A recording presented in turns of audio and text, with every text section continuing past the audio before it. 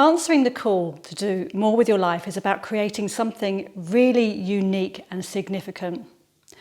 And of course, this doesn't happen overnight. It's a long process. And there's going to be a time along this path where you're deeply committed to what you're doing, but you're not seeing any results. This 7th phase is all about how to be and how to cope with being in that space. In today's video, I'm going to talk about why I don't set goals.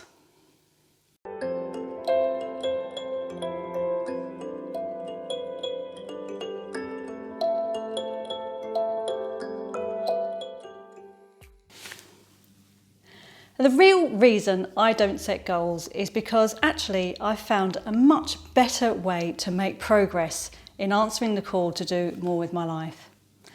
Don't get me wrong, there's definitely a time and a place for goals. There's definitely a time and a place where having that target to work towards can really help to make progress and to make something happen. But the problem is with goals along this path of answering the call to do more with your life is that goals are limited by your imagination. So can you really dream? Can you really make that thing that's really unique and significant within your imagination? It's about going beyond your imagination, actually. The other problem with imagination, I've found, is that it can be limited by self-worth. And my experience in the past is that when I've tried to create visions and dreams for my life is that I will just not be able to dream big enough. I would never have been able to imagine the life that I've been able to create for myself today. I would never have been able to choose this. That is the reason I'm really passionate about not setting goals along this path, because I know that what can unfold can be something that's far more magnificent than anything you could ever imagine. So that's really what this path is all about. As I said in my introduction, what this phase 7 is all about is you've committed to creating this unique and significant contribution that you're going to make. And you're working away at that, and you're probably really enjoying what you're doing, because actually when you're connected with your creativity and you're working within that kind of purposeful, fulfilled place, it's very rewarding in itself. But there'll be probably quite a huge chunk of time where you're not getting any feedback on that, and you're not experiencing any tangible outcomes from that other than the fact that you're really enjoying what you're doing. And that can be a real challenge in itself. So you can be really engrossed and involved in what you're doing, but it's not making an impact anywhere. So that starts to create a certain amount of insecurity. Am I wasting my time? What is it I'm really doing?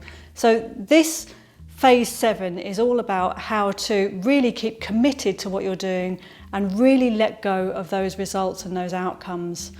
Now, it's a really uncertain path. You can't really tell if or how things are going to work out.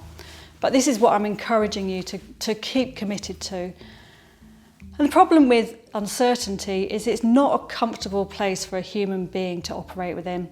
So our natural instinct, our natural human instinct, and how our society is really set up is for us to start trying to take control of that process. And we do that often by trying to create goals or visions or trying to manifest something. We're trying to visualize a point that we were going to work towards. And that really, it's all essentially about trying to take control of the process. And what I'm trying to encourage you to do here is to really let go of that control, because as I've said before, my experience is that something much greater unfolds along the path. So here's a bit of my experience of this, and I'll be talking much more about this in the next couple of phases as well. When I qualified as a life coach, I didn't really know what I wanted to do with this new skill that I had. And I wasn't really that interested in setting up my own business. Now, I do have quite a lot of experience of working around businesses. I've worked in small businesses for 20 years, so I know a lot about the mechanics of working in business, and I also studied business management. So I know a bit about business. I know what it takes to create a successful business. I know about operations. I know about sales and marketing. I know about promotion. I know about a lot of that stuff. Systems. I know about a lot of that stuff. I'd never found anything that I was passionate enough about myself to really want to have my own business. So when I qualified as a life coach, that was my context. I knew a bit about business, and also I was getting really disillusioned about what I saw happening around the internet marketing and the techniques out there to engage people to work with coaches. And I was getting very disillusioned by a lot of the practices that I saw, and I thought, I don't really want to do that. I really don't want to do that. I really don't want to operate like that. So I backed off from all of that, and I gave myself permission not to try and create outcomes for myself. And what I did was, instead, I focused on what I loved doing. I focused on the actual coaching, the actual practice of coaching and developing that skill. Because let's face it, I qualified, I'd done about 70 hours of coaching once I'd qualified, and I was still very new at this craft that I'm doing. I call it a craft because it is a very creative process, actually, coaching and working with other human beings, I've found out. And I was still very new at that, and what I wanted to do most of all was to get more experience and to really feel like I knew what I was doing as a coach, and to feel like I was a good coach. So that took more experience, that took more supervision, took more training and mentoring and more being in coaching myself. So that's what I really committed to. And the other things that I committed to, because I really loved doing these things, one was reading. I've spoken about my passion for reading before, and I'm never not reading. I'm never not in the middle of about 3 books, but I love reading so much. It just gives me so much fulfillment and fills me up with joy, really. I love reading so much. And then the other thing I started to do was to write, and I discovered how much I love writing, and that's another place where my creativity really starts to manifest in my writing. And I'm going to talk much more about that in the next phase as well, about being in that process. So I committed to focusing on those things, and I love doing those things. But what was really difficult was letting go of all the shoulds about how to operate a business. And, you know, to the trained eye, it really did look like I didn't know what I was doing. And the times when I'd find it most difficult was when people who I'm close to, who genuinely only care about me, would say to me, how are you getting on with your coaching practice with genuine interest? And I didn't know how to answer that question.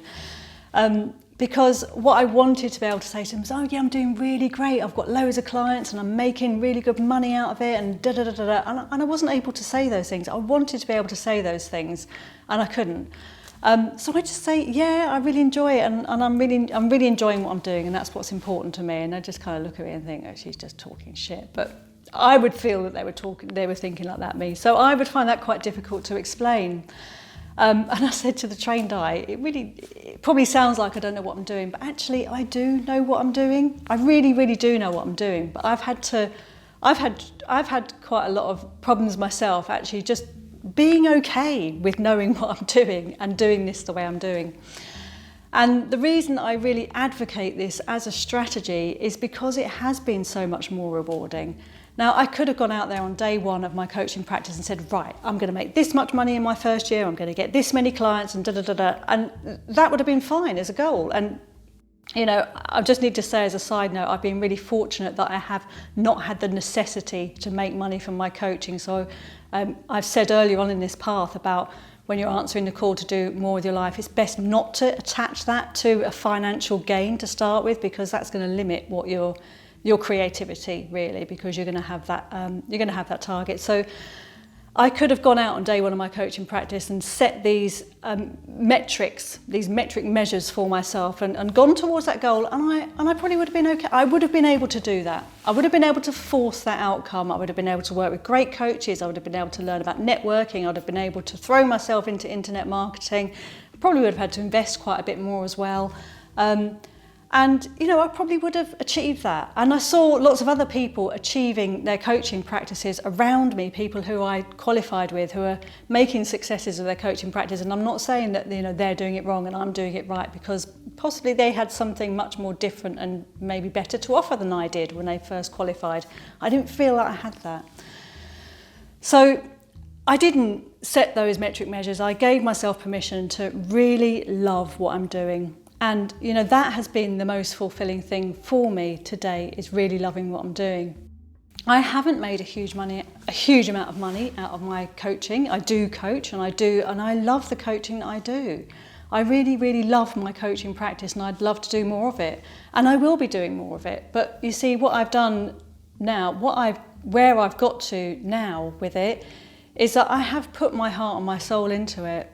And I know that what I've created so far has been of real value. I really know that what I'm creating is of real value.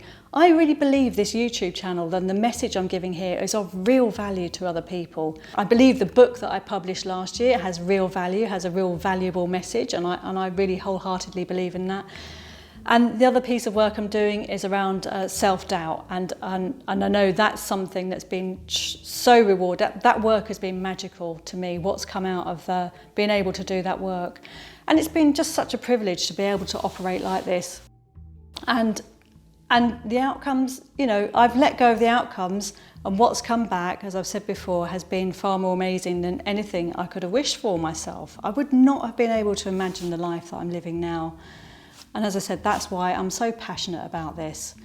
And I'm going to be sharing more about how this has worked for me in the next 2 stages. But today I just really wanted to get the message across about not setting goals and about encouraging you really to just go into the unknown and not set goals that are limited by your imagination, an imagination that's limited by your self-worth.